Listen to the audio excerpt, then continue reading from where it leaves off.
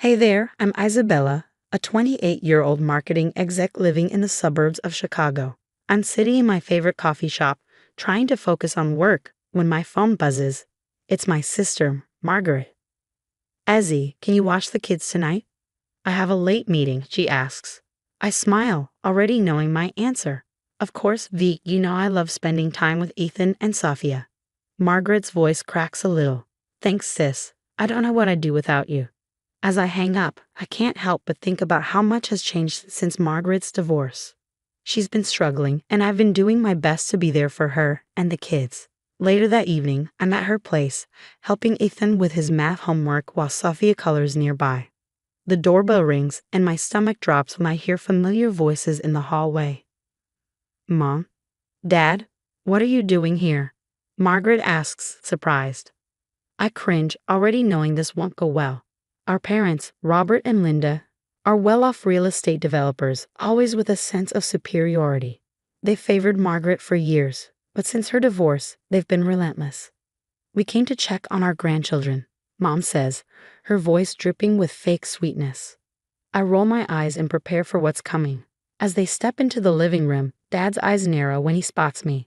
Oh, Isabella, you're here too.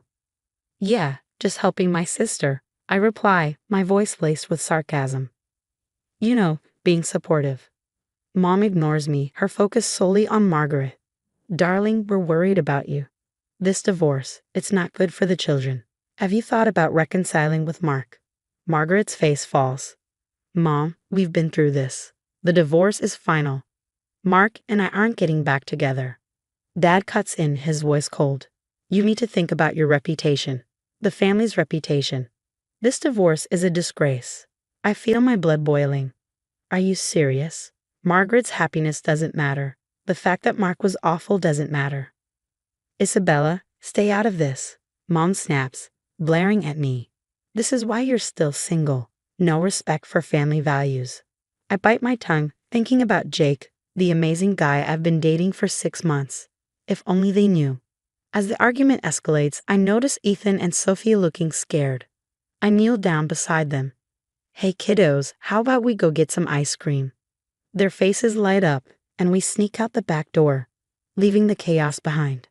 As we walk to the ice cream parlor, I can't help but think about my own big news and how I'm going to break it to my family. Later that night, as I'm getting ready for bed, my phone pings. It's a text from Jake. Can't wait to see you tomorrow. Love you.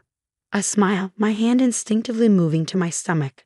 I'm pregnant, and I'm terrified of how my family will react. But as I drift off to sleep, I promise myself and my baby that no matter what happens, we'll be just fine. The next evening, I sit at the dinner table, Jake's hand squeezing mine under the tablecloth.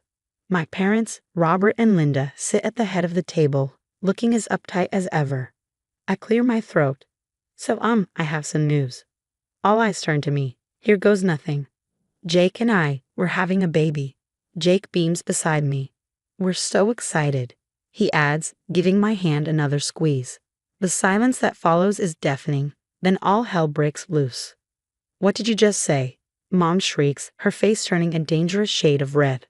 Dad slams his fist on the table, making the silverware rattle. Isabella, how could you be so irresponsible? Out of wedlock. Have you no shame? I feel my cheeks burn. It's the 21st century, Dad. Jake and I love each other. We're happy about this. Mom scoffs. Happy? You've disgraced this family. What will people say?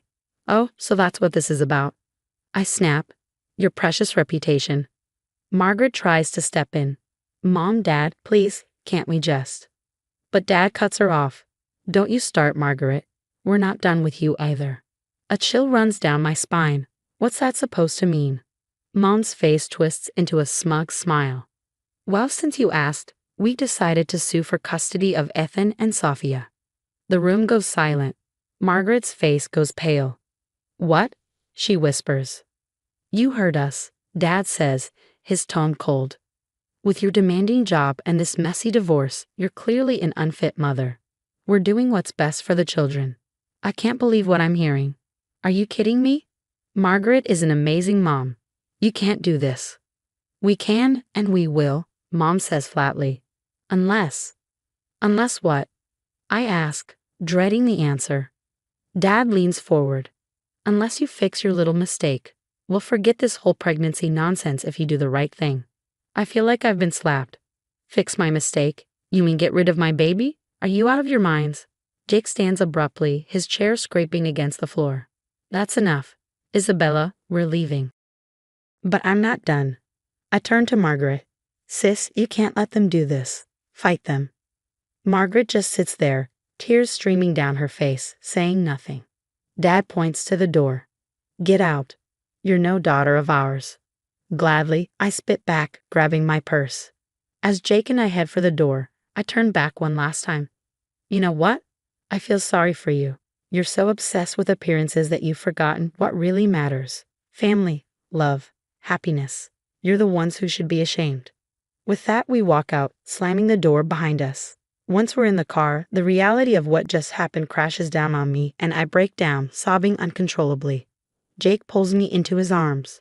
It's okay, Azzy. We've got each other. We've got our baby. That's all that matters. As we drive away from my childhood home, I realize he's right. This isn't the end. It's just the beginning of a new chapter, and I'm ready to fight for it. It's been a whirlwind few months since that disastrous family dinner. Jake and I found a cozy little apartment, and let me tell you, waking up next to him every morning makes all the drama worth it. Plus, this baby bump of mine is getting harder to ignore, in a good way. But it's not all sunshine and rainbows. Margaret's custody battle is in full swing, and it's really taking a toll on her. One afternoon, I stop by her place and find her surrounded by legal papers, looking like she hasn't slept in days. Hey V, how are you holding up? She looks up at me, dark circles under her eyes. I'm hanging in there, barely. I plop down next to her on the couch. Listen, I've been thinking. We need to fight fire with fire. What do you mean? She asks, confused. I take a deep breath. I hired a private investigator to look into Mom and Dad's business dealings. Margaret's eyes widen. You did what? Hear me out, I say, leaning in. The PI found some interesting stuff.